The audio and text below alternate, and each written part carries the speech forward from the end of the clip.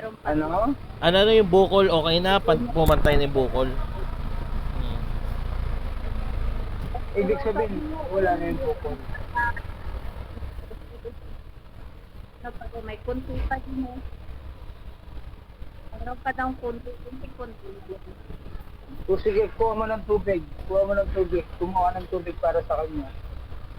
Isang basong tubig kumuha. Sige, wait lang.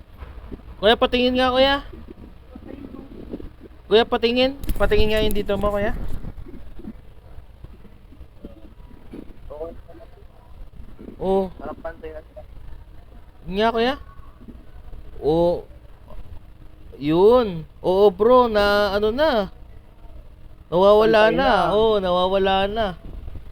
Ito yung ano bang ginawa sa kanya? Biopsy o laser? Ano ba tawag doon?